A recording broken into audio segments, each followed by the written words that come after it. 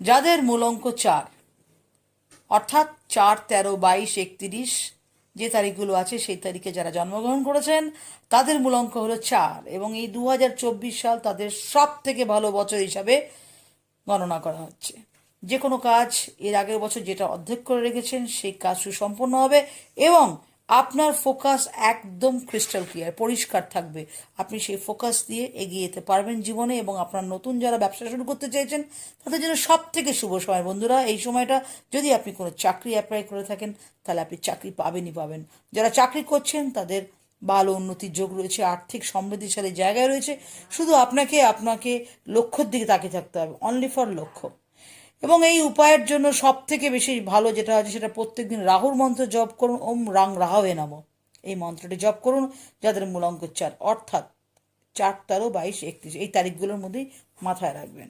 নমস্কার।